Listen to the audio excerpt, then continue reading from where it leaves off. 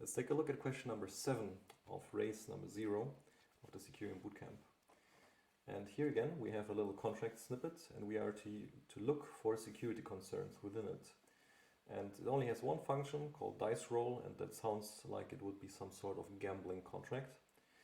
Option A says that the visibility of dice roll, so the function dice roll, should be public instead of external. So we can see that indeed currently the function dice roll is external, and it says that it would be less of a security concern if it were public. Doesn't really make sense though, since public simply means that it's additionally to being externally callable, also internally callable, so not much of a difference in terms of security concerns.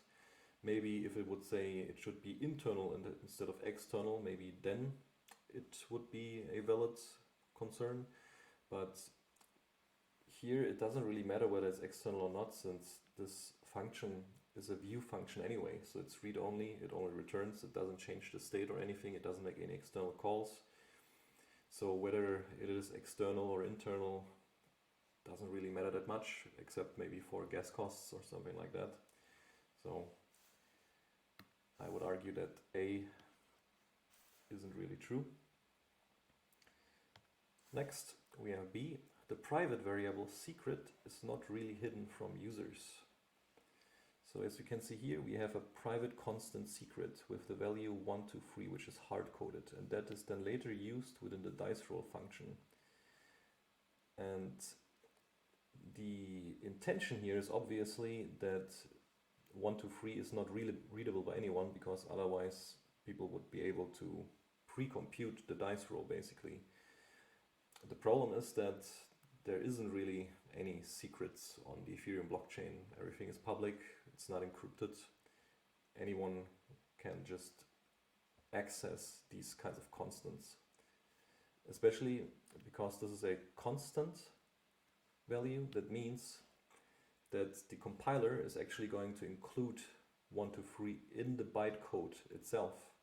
So this isn't even using the storage of the contract. This is included as part of the bytecode, and anyone who can decompile the bytecode, which is pretty easy, would be able to find the secret. And even if it weren't a constant, even if it were a normal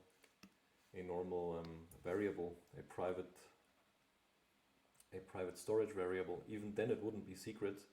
It would be a little secret maybe to the other contracts on the blockchain, because it being private means that it doesn't have a publicly exposed function that can return the value to you. But just because the other contracts can't access the storage doesn't mean that you can't just simply from outside of the blockchain just access all of the readable storage directly. There are plenty of tools to access storage on chain. To access the storage of the chain with a tool from outside of the chain. So this isn't really an option either. So there isn't really a good way to make something, to store some secret on a blockchain, because everything is public. One way to do it, if you want to, is to use commitments, or to use a so-called commit and reveal scheme. Instead of storing the secret directly within the code, we can instead store a hash of the secret. So we would hash 123. Because 123 would be really easy to brute force as a hash, we should probably also add some sort of blinding factor to this hash. And then we would basically commit to a secret which we haven't revealed yet, which is the secret 123. Then people can play, and later when people have committed their dice rolls, we can later reveal the actual secret value. And then it was secret up to the point where we revealed it. Well, at least it was secret to everyone else but us, obviously. So that is one way to maybe do it, but that requires at least 2 transactions, so it's not as convenient as storing a secret directly on chain. So no really good way to store a secret, and in this specific case it is definitely a security concern, because the expectation here in this code was obviously that secret is actually really secret and it is not really hidden from users. So this incorrect assumption is definitely a security concern. Next, we have block timestamp is an insecure source of randomness. And yes, block timestamp is used for randomness here. It is multiplied with secret, and then some modulo is applied here to make sure that we get a dice roll. And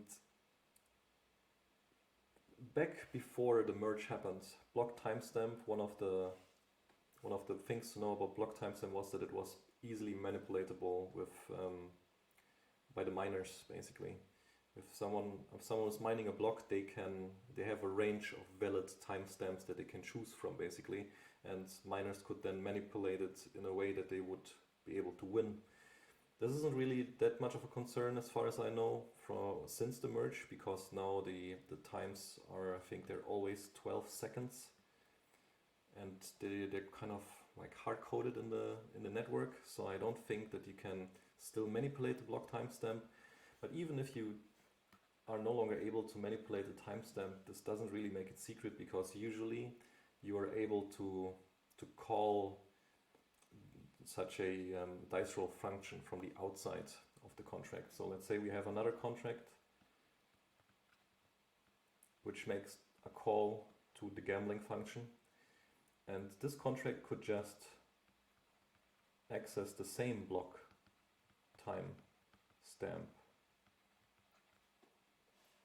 And because it can access the same block timestamp, it could, and the secret isn't really secret, it could pre-calculate the result and decide whether it is going to call and gamble or not, depending on whether it's going to win or not. It's not going to play a losing game, basically.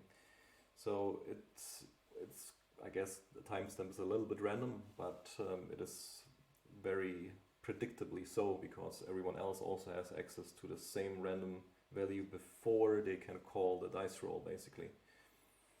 Then there have been other ways or attempts to make randomness. One attempt was using the block hash,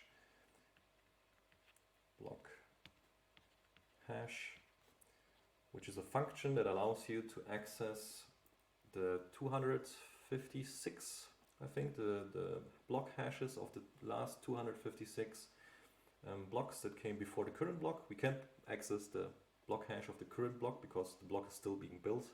So we would need to finish this block first so we can hash it, but here we're still in the middle of a transaction of the current block, so we can't exactly hash the current block, so there's no current hash for the block. But we can access all the previous block hashes here with block hash. And block hashes are also not really random, because again you can just access the block hash in the previous contract, and especially since you can propose entire blocks to miners with things like flashbots. Someone can just build a block that has exactly the hash that they want to win this game with. So even if this contract wouldn't be callable by other contracts, you could still use other tricks to manipulate the block hash to arrive at what you need, basically. So block hash is also really not a good source of randomness. Now, since the merge, we have a new opcode which is called previous ran now. And this before this there was a difficulty opcode, but the difficulty opcode was then renamed and reused for prev_randao. And basically this is much more random because it can't really be manipulated by the participants of the consensus system, because it is like everyone participated in this randomness and nobody could really manipulate it the way that they wanted. At least that's how I understand it. And this is random, but it is already known since the last block, because as at the beginning says, this is prev_randao, so this is the randomness of the previous block that was determined. And we can again access prev_randao from another contract here, and we could even read prev_randao from the last block and use it for the next block. So it's again not a good source of randomness for things like gambling. So you can either use a commit and reveal scheme to get some real randomness, but with the commit and reveal scheme you again have the problem that they have to trust the guy who's selecting the randomness to select some proper randomness and not some randomness that leads to the result that the person running this contest, this little gambling thing, wants. But really the safest way to get randomness right now is probably using oracles. So if we were doing oracles, this dice roll function would call another contract. It would call a contract that belongs to the oracle. This oracle would then probably emit some event, something like get randomness for this contract, which is our contract. And this event would then be noticed by some off-chain program. And after we called this contract which emitted the event, it would just return into our dice roll, and we would not get the randomness yet, we would get it later. Basically, this off-chain program, which is observing the chain for events, would then, upon receiving this request to generate randomness, it would generate the randomness and then create a new transaction calling a callback function within the test contract. So we would have another function here to receive the randomness, and then the actual dice roll would happen. But this again is a little bit inconvenient because it requires the whole process to be split up in at least 2 transactions. You have to pay the oracle. They have to send a separate transaction, and they're not going to do it for free. And then again, you can be front run, because if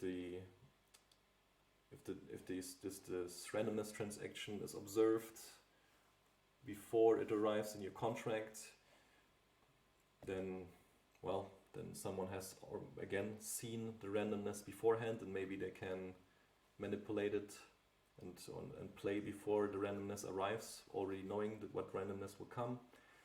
So yeah, there again, there's a lot of caveats here that are important. So randomness in a distributed public system like Ethereum is really hard and takes a lot of effort. In this specific case, block.timestamp is definitely an insecure source of randomness. So C2 is correct. Then lastly, we have integer overflow, and we are using Solidity 0.8 here, which means we have native protection against overflows and underflows within Solidity. It's not using any unchecked blocks to calculate anything here, so no overflows are possible because there's no unchecked block. So as far as I can tell, integer overflow is not a security concern in this contract. And that's it.